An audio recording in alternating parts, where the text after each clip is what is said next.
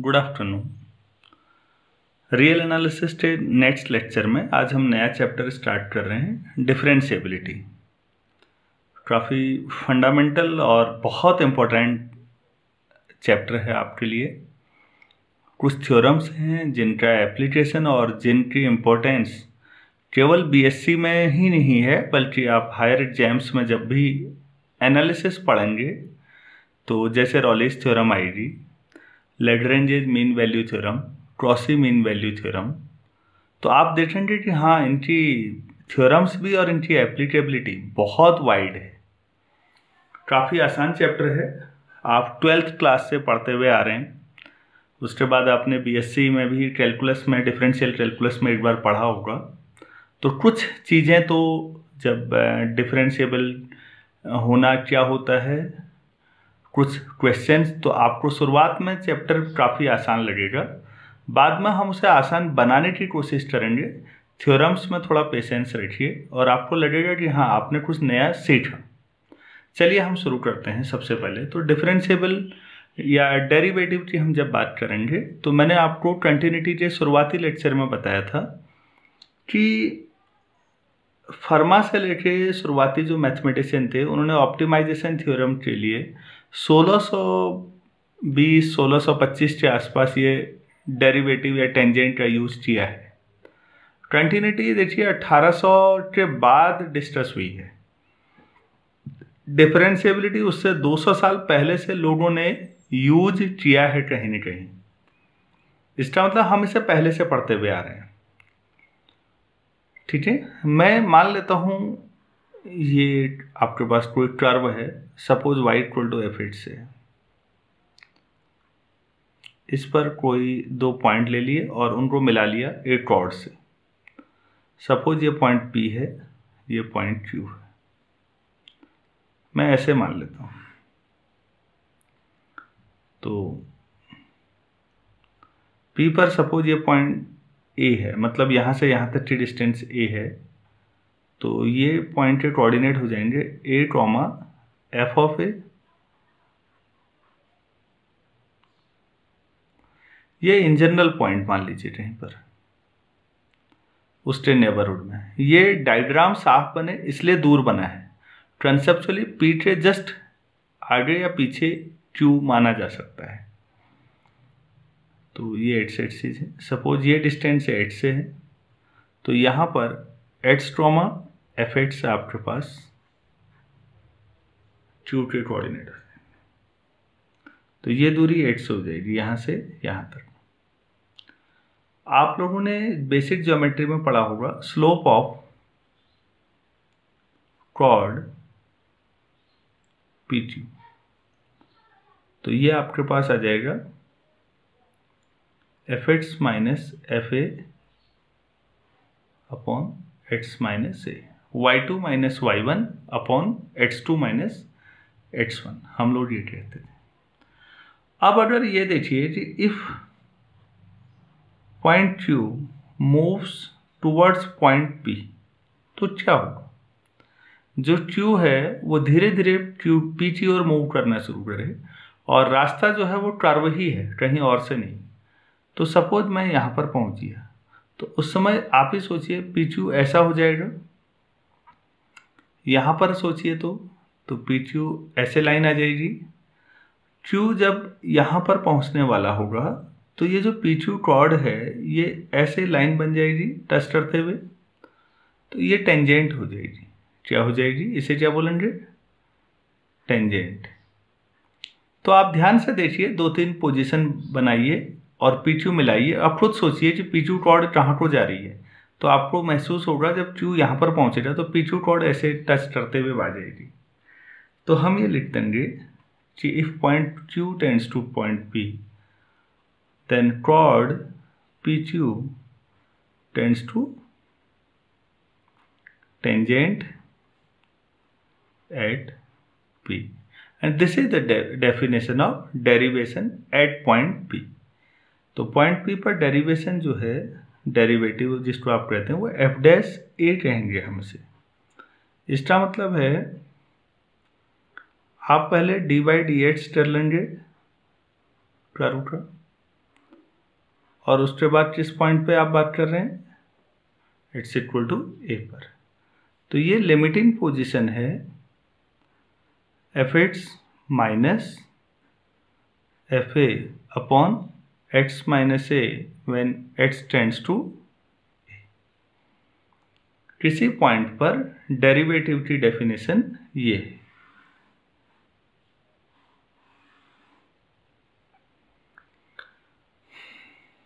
अब आप इसमें देखिए, ये ए है, आप कह रहे हैं कि एक्स टेंड्स टू ए, तो इसका मतलब यहाँ पर आप लेफ्ट साइड से भी आ सकते हैं और राइट साइड से भी।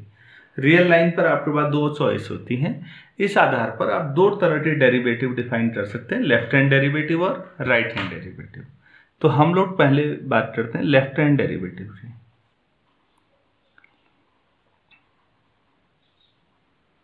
तो लेफ्ट हैंड डेरिवेटिव जब आप लेंगे तो x equal to a minus H, h tends to a, h tends to 0। तो आपके पास L F dash A left hand derivative क्या बन जाएगा, लिमिट h टेंड्स टू 0, जहाँ h से वहाँ a माइनस एच रख लीजिए, minus f a upon H T, जो a माइनस एच रखेंगे तो सॉल्व करके क्या आ जाएगा, माइनस एच नीचे। तो आप इसी को सरल तरीके से लिखना चाहें तो लेफ्ट हैंड डेरिवेटिव ऐसे लिख सकते हैं। दूसरा R F dash a right hand derivative, right hand derivative. तो अब राइट साइड से अगर आप ए टी और मूव करें तो एच टी जो क्या सब्स्टिट्यूट कर लें, ए प्लस एच, और जब देखिए जब एच ए टी और जाएगा जितना क्लोज होगा एच टेंडिंग टू 0 हो जाएगा। तो आर एफ डैश ए क्या आ जाएगा, limit H tends to 0 F of A plus H, उसी फंडामेंटल डेफिनेशन में रखिए जो शुरू में पढ़ाया गया है, अपॉन एच। तो किसी पॉइंट पर राइट हैंड डेरिवेटिव निकालना है तो ये आपके पास पॉइंट है। आप में से बहुत सारे बच्चों को अभी इंटीरियर पॉइंट्स के बारे में नॉलेज नहीं होगी, यूनिवर्सिटीज़ में कई जो बातें नहीं होती। डेरिवेटिव आप उस पॉइंट पे डिस्कस करते हैं जो डोमेन का इंटीरियर पॉइंट हो। किसी को अगर नहीं आ पा रहा है तो मैं अभी सॉरी कहूँगा, क्योंकि मैंने टोपोलॉजी ऑफ रियल लाइन नहीं पढ़ाया है। जब आप वो पढ़ेंगे तब समझेंगे। हम कंटिन्यूटी के लिए जब बात कर रहे थे तो कंटिन्यूटी डोमेन में थी, किसी पॉइंट पर आपके पास डिफरेंशिएबिलिटी डोमेन का वो पॉइंट इंटीरियर पॉइंट होना चाहिए। ज्योमेट्रिकली सेंस समझिएगा, क्लोज इंटरवल ए बी है तो ए और बी छोड़ दीजिए, बाकी सारे पॉइंट्स इंटीरियर पॉइंट्स हैं। अभी आपको जिन्होंने ये चैप्टर नहीं पढ़ा है शुरू में, उनके लिए इतना काफ़ी है, मैं रिपीट कर रहा हूँ। क्लोज इंटरवल ए बी में अगर ए और बी हटा दिए जाएं क्योंकि वो बाउंड्री पॉइंट हैं, बाकी सारे पॉइंट्स क्या होंगे, इंटीरियर पॉइंट्स। तो मैं फिर कह रहा हूँ डेरिवेटिव इंटीरियर पॉइंट पर डिफाइन किया जाता है। लेफ्ट हैंड डेरिवेटिव और राइट हैंड डेरिवेटिव अगर किसी पॉइंट पे बराबर होते हैं तो हम ये कहते हैं कि उस पॉइंट पर फंक्शन डिफरेंशिएबल है। तो फंक्शन डिफरेंशिएबल के लिए क्या होना चाहिए, एल एफ डैश ए और आर एफ डैश ए दोनों बराबर होने चाहिए। अब जब दोनों बराबर हैं तो फिर वहाँ पर लेफ्ट या राइट बोलने के बजाय हम सरल तरीके से क्या बोल देते हैं, केवल एफ डैश ए। उम्मीद है आपको समझ में आएगा। इसका मतलब क्या हो जाए, दोनों साइड से f x is differentiable at x equal to a. किसी ए पॉइंट पर फंक्शन डिफरेंशिएबल है, पॉइंट डोमेन का इंटीरियर पॉइंट होगा। उम्मीद है इतना एलिमेंट्री कुछ समझ में आया होगा आपको। हम कुछ क्वेश्चंस पे फोकस करते हैं। अब हम लोग क्वेश्चन से थोड़ा सा पहले एक दो चीज़ें और आपको बताएं। देखिए, जिस समय आप लोग इलेक्ट्रोस्टैटिक्स पढ़ते हैं, ग्रेविटेशनल फील्ड के बारे में पढ़ते हैं, तो फील्ड लाइंस के बारे में बात होती है कि जो लाइंस होती हैं वो आपको वेक्टर फील्ड की डायरेक्शन बताती हैं। इंटेंसिटी भी काफ़ी हद तक बताती है। अगर लाइंस काफ़ी क्लोज हैं तो वहाँ पर फील्ड स्ट्रॉन्ग माना जाता है, लाइंस दूर दूर हैं तो रिलेटिवली वीक माना जाता है। वो लाइनें आपस में काटती नहीं है एक दूसरे को। क्यों नहीं काटती होंगी? क्योंकि अभी हमने बात की थी किसी पॉइंट पे डेरिवेटिव जो है उस कर्व पे, उस पॉइंट पे टेंजेंट का स्लोप है।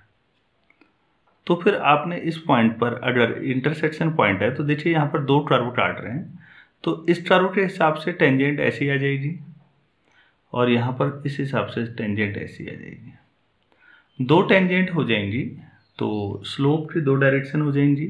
स्लोप की दो डायरेक्शन हो जाएंगी तो डेरिवेटिव की वैल्यू यूनिट नहीं आएगी, और डेरिवेटिव की वैल्यू आपने अभी देखा था यूनिट आनी चाहिए, चाहे लेफ्ट हैंड डेरिवेटिव राइट है जो भी आप कहें, तो फंक्शन डिफरेंशिएबल नहीं होगा।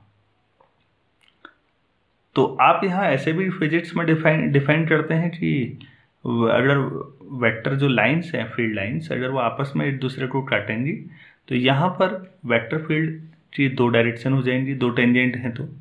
अब वेक्टर फील्ड तो वेक्टर है, उसकी डायरेक्शन किसी भी पॉइंट पे यूनिक होती है, दो दो डायरेक्शन पॉसिबल ही नहीं है। तो इसलिए कोई भी एक फील्ड जब आप पढ़ते हैं फिजिक्स में तो आप पढ़ते हैं कि वो फील्ड लाइन आपस में इंटरसेक्ट नहीं करती हैं। इस बात को यहाँ भी समझिएगा, अगर कहीं आपके पास दो कर्व एक दूसरे को काटते हैं तो समझ लीजिए कि उस पॉइंट पे डिफरेंशिएबिलिटी डिस्कस करना बड़ा मुश्किल हो जाएगा, फंक्शन में प्रॉब्लम आएगी। और दूसरा शार्प एजेज, कहाँ प्रॉब्लम आएगी? शार्प एजेज, जहाँ शार्प एजेज हैं, तीखे किनारे हैं, बहुत तीखे किनारे हैं, वहाँ पर फंक्शन डिफरेंशिएबल नहीं होगा। हम लोग मॉडेट्स की डेफिनेशन अगर जानते हो तो मॉडेट्स आपके पास जो ग्राफ आता है वो इस तरह से आता है, ये वाई एक्सिस, ये मॉडेट्स का ग्राफ है। अगर इसको एक्स एक्सिस और इसे ओरिजिन माना जाए तो आप देख सकते हैं कि ये ओरिजिन पे कंटिन्यूस तो है, डिफरेंशिएबल नहीं है। तो जहाँ पर शार्प एजेज हों वहाँ पर आप देखते ही कह सकते हैं डिफरेंशिएबिलिटी नहीं। मैं इसको प्रूफ करने की कोशिश करता हूँ, इसी से कुछ नई जानकारियाँ मिलेंगी।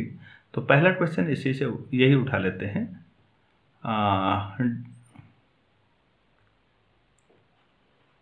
डिस्कस द डिफरेंशिएबिलिटी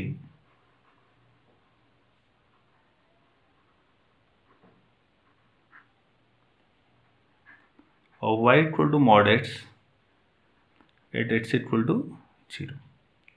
तो देखिए जो आपके पास एफ एक्स है वो mod x है, और mod x की जो डेफिनेशन है वो ये है। हमने कंटिन्यूटी में भी ये डिस्कस किया है।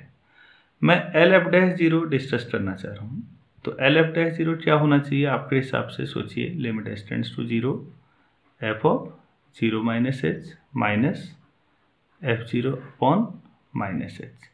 आपने किसी पॉइंट ए पर डिस्कस किया था, ए को जीरो समझ लीजिए तो जीरो माइनस एच हो जाएगा।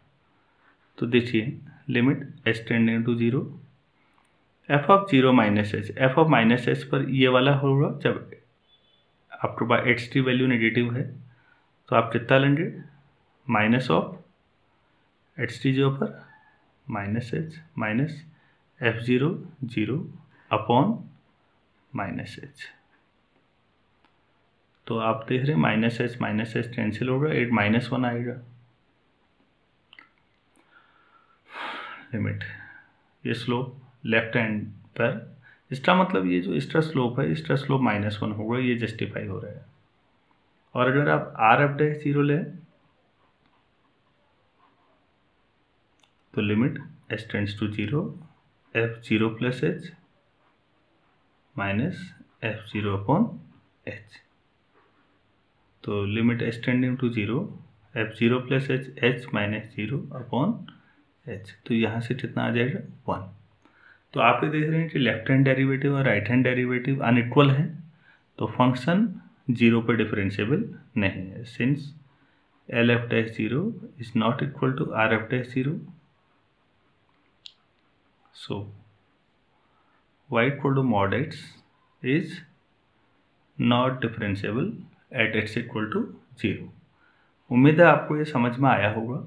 हम इसका जनरलाइजेशन कर लेते हैं।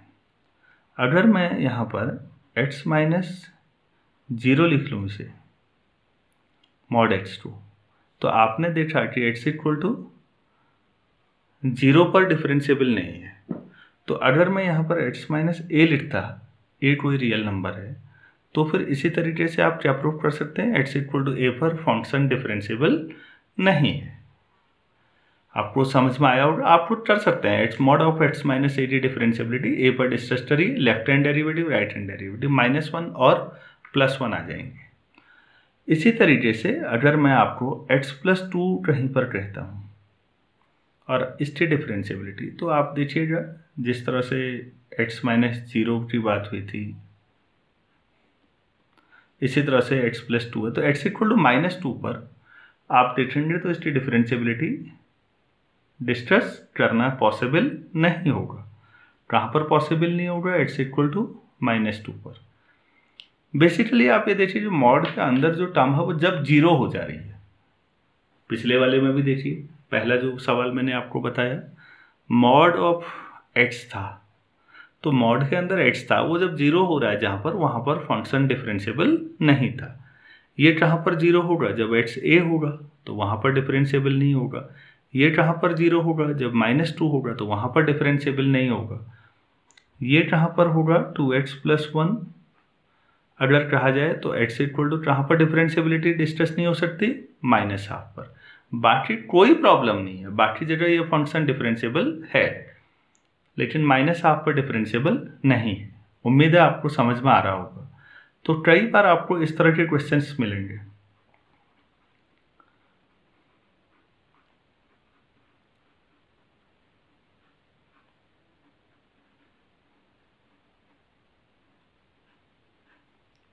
और आपको बताना होता है कि ये जो फंक्शन है ये कहाँ कहाँ पर डिफरेंशिएबल नहीं है। तो देखते ही समझ जाइए कहाँ पर डिफरेंशिएबल नहीं है, 0, 1, -3/2 और -7/2 हो गया। इन पॉइंट्स पे डिफरेंशिएबिलिटी आप करेंगे भी तो डिफरेंशिएबल नहीं आएगा, बाकी जगह पर डिफरेंशिएबिलिटी में कोई प्रॉब्लम नहीं है। उम्मीद है ये काफ़ी आसानी से आपको समझ में आ गया होगा। तो मॉड्यूलस वाले जो फंक्शंस हैं, जब अंदर जहाँ मॉड के अंदर का जो एक्सप्रेशन है जहाँ पर 0 होता है, एक्चुअल वहाँ पर वो टर्निंग हो जाती है, शार्प एज आता है, और जहाँ शार्प एज है वहाँ पर फंक्शन डिफरेंशिएबल नहीं होता है। अब एक छोटी सी थ्योरम कर लेते हैं। आप देखिए स्टेटमेंट मैंने लिखा है, continuity is necessary but not a sufficient condition for differentiability. और इसी को कई बुक्स में इस तरह से लिखा होता है, every differentiable function is continuous but converse may not be true. जो फंक्शन डिफरेंशिएबल है वो कंटिन्यूअस जरूर होगा, लेकिन जब कंटिन्यूअस हो तो आप श्योर नहीं हो सकते, डिफरेंशिएबल हो भी सकता है और नहीं भी हो सकता। तो हम इसका पहले जो नेसेसरी पार्ट है वो करते हैं कि फंक्शन को डिफरेंशिएबल मान के चलते हैं, तो ये जरूरी है कि वो कंटिन्यूअस होगा। तो हम मान लेते हैं let y equal to f(x) be differentiable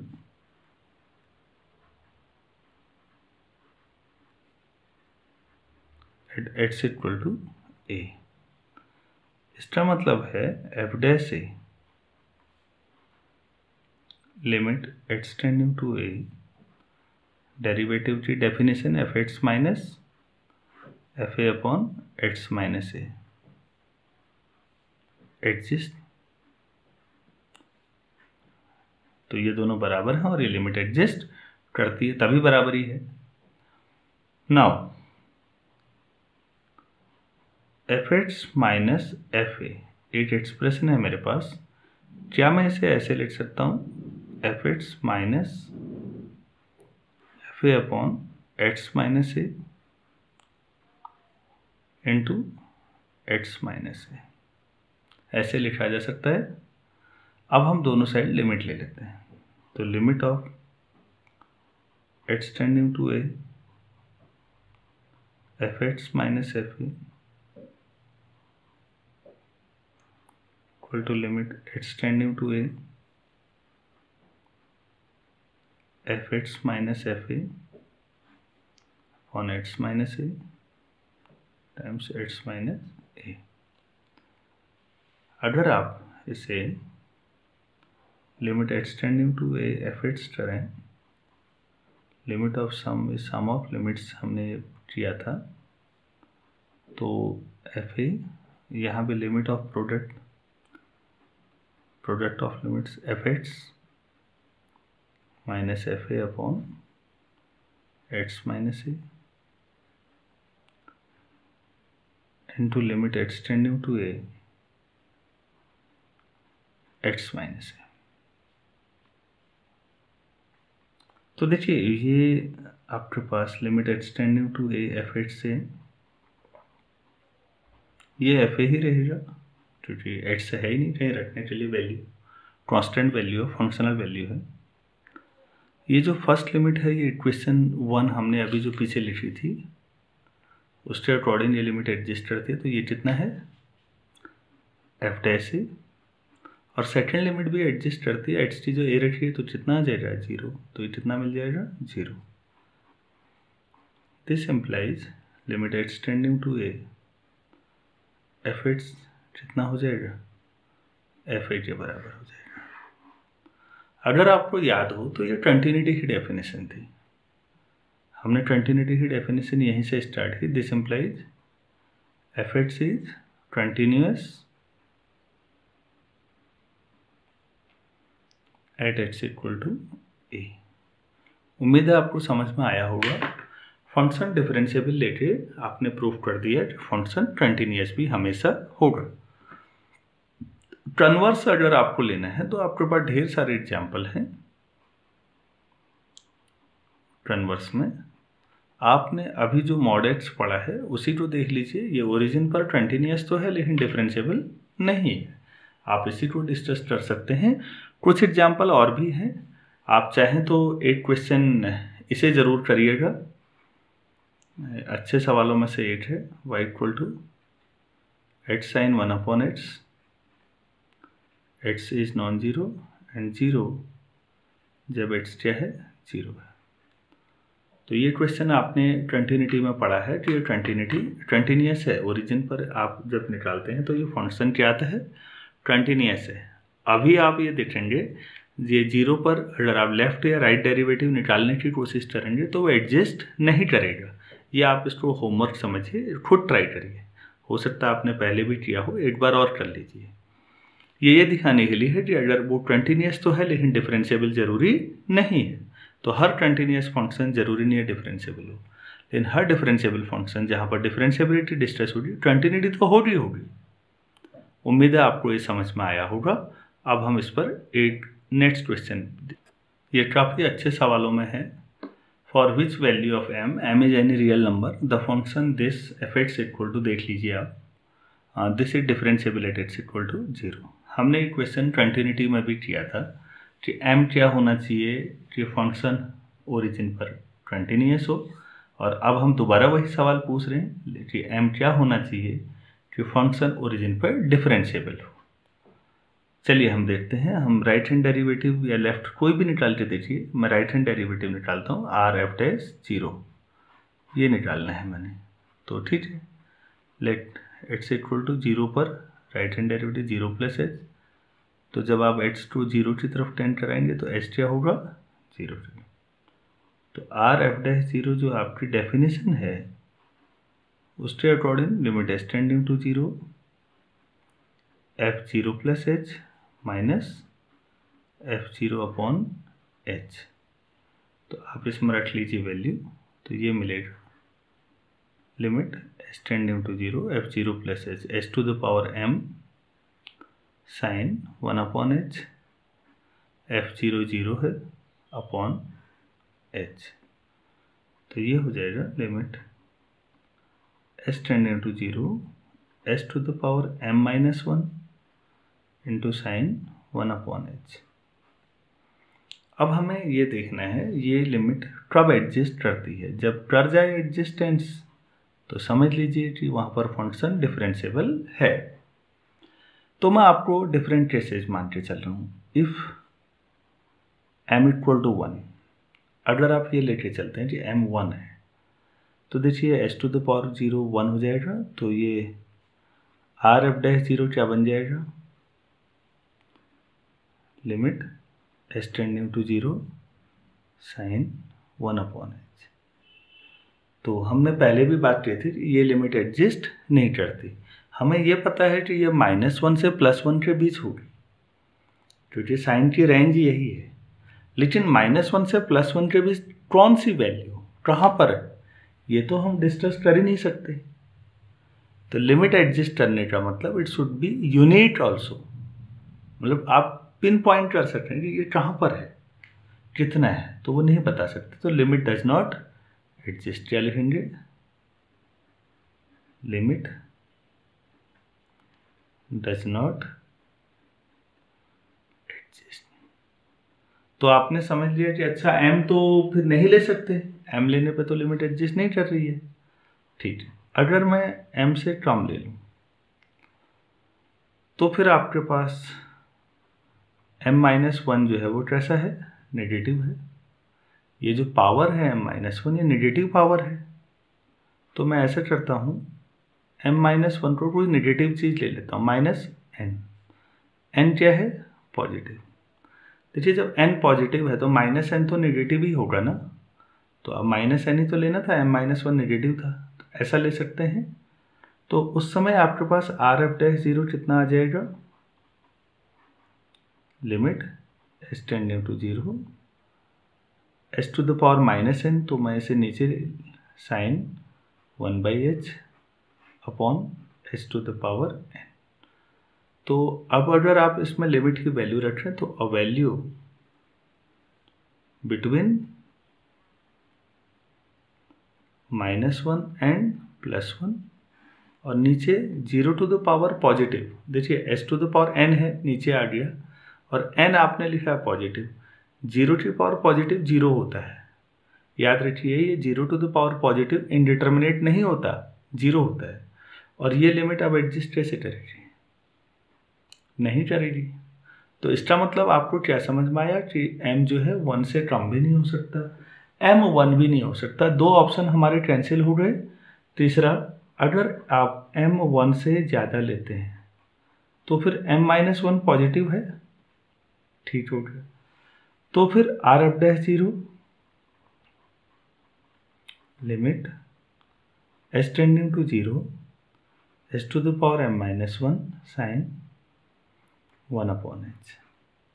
फिर वही लिखोगे 0, ये पॉजिटिव है m-1, तो 0 की पावर पॉजिटिव मतलब 0 इंटू, यहाँ वही लिखोगे जो ऊपर लिखा है आपने, क्या लिखोगे ब्रैकेट के अंदर, अ वैल्यू बिटवीन -1 एंड +1। तो आप -1 और +1 के बीच में कोई भी वैल्यू को अगर 0 से मल्टीप्लाई करेंगे तो 0 को किसी फाइनाइट नंबर से जब भी मल्टीप्लाई किया जाएगा तो 0 ही आएगा। तो आपने देखा कि हाँ अब लिमिट एग्जिस्ट कर रही है। मैं नहीं कर रहा हूँ, लेकिन आप करिएगा कि यहाँ पर लेफ्ट हैंड लिमिट भी एग्जिस्ट करेगी। तो इसका मतलब ये फंक्शन कब डिफरेंशिएबल होगा, जब m 1 से बड़ा होगा या m-1 पॉजिटिव है।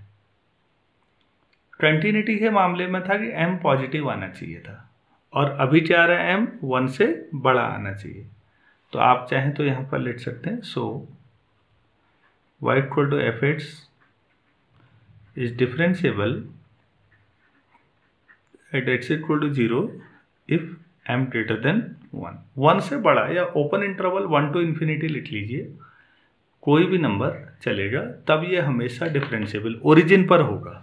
और जगह तो वैसे भी दिक्कत नहीं है, केवल दिक्कत ओरिजिन पर थी। अब आप इसे ऐसे समझिएगा कि आपको बस ये पावर जो है पॉजिटिव रखनी है, तो कंटिन्यूटी के लिए, और डिफरेंशिएबिलिटी लेते समय एक नीचे आ जाता है ना, तो आपने ड्रॉ किया कि हाँ भाई ये नीचे आने की वजह से टोटल m-1 हो गया था।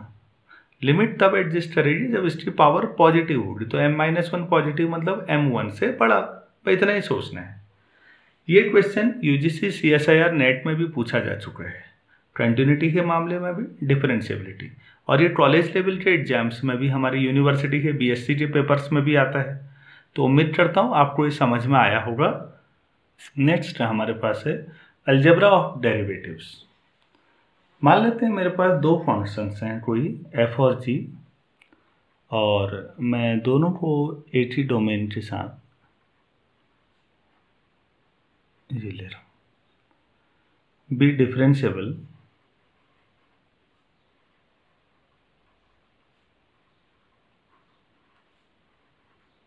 एट सी ए और बी का इंटीरियर पॉइंट है, तो ओपन इंटरवल में मान लेते हैं, ठीक है। या फिर आप लिख लें इंटीरियर, वैसे नहीं लिखते हैं तो ये डिफरेंशिएबल है हमारे पास। इंटीरियर होने की वजह से ही आपको बाद में रॉलीज और लैग्रेंज में समझ में आएगा कि फंक्शन ओपन इंटरवल में डिफरेंशिएबल क्यों ले रहे हैं। खैर, अभी देखिए, हम मान लेते हैं किसी पॉइंट सी पर डिफरेंशिएबल है। जरूरी नहीं है दोनों का डोमेन सेम हो, लेकिन कुछ डोमेन कॉमन होना चाहिए, और वो जो कॉमन डोमेन होगा वहां पर ये पॉइंट सी होना चाहिए, तब भी कोई दिक्कत नहीं है। देन पहला, कोई अगर f डिफरेंशिएबल है तो f को मैं किसी लैम्डा से मल्टीप्लाई करता हूँ और इसे मैं लैम्डा f कह दूँ, is differentiable at x equal to c, जहाँ लैम्डा कोई भी रियल नंबर है। मतलब कोई फंक्शन डिफरेंशिएबल है, आप उसे किसी भी रियल नंबर से मल्टीप्लाई करें, उसकी डिफरेंशिएबिलिटी पे कोई दिक्कत नहीं है, अभी भी वो फंक्शन डिफरेंशिएबल होगा। मैं कंटिन्यूटी में इस तरह की चीज़ें करा चुका हूँ, अभी मैं आपको आज ये प्रूफ नहीं कराऊंगा। उम्मीद है आप ये खुद कोशिश करेंगे। अगर आपको नहीं आता तो आप पर्सनली मुझे फिर मैसेज करिए, मैं आपको जवाब दूंगा। अच्छा, लैम्डा प्लस एफ प्लस ही कर देते हैं, plus mu times G is differentiable at x equal to C for every lambda mu belongs to R. अगर एफ और जी दो डिफरेंशिएबल हैं तो लैम्डा एफ और म्यू जी भी डिफरेंशिएबल होंगे, उनका दो डिफरेंशिएबल का सम भी डिफरेंशिएबल होता है। ये म्यू को अगर आप माइनस नेगेटिव लेंगे तो ये डिफरेंस के लिए भी आ जाएगा। मतलब सरल शब्दों में दो डिफरेंशिएबल का सम भी डिफरेंशिएबल है और डिफरेंस भी डिफरेंशिएबल है, या आप ये कह सकते हैं दो डिफरेंशिएबल का लीनियर कॉम्बिनेशन भी डिफरेंशिएबल है। थर्ड आपके पास आ गया प्रोडक्ट के बारे में। दो फंक्शन अगर आपके पास डिफरेंशिएबल हैं तो दोनों का जो प्रोडक्ट होगा एफ जी, यहाँ पर एफ जी ऑफ एक्स का मतलब मैं कंपोजिट नहीं है, एफ एक्स जी एक्स आप ऐसे लिख सकते हैं कहीं पर, is differentiable at x equal to c. अगर दो डिफरेंशिएबल फंक्शन है सी पर तो उनका जो प्रोडक्ट होगा वो भी सी पर डिफरेंशिएबल होगा। और चौथा एफ अपॉन जी या एफ एक्स अपॉन जी एक्स कर लीजिए, और जो नीचे है वो जीरो नहीं होना चाहिए, ये आप मान के चल रहे होंगे कि जो डिनोमिनेटर में आएगा वो जीरो नहीं होना चाहिए, तो फिर ये भी डिफरेंशिएबल होगा।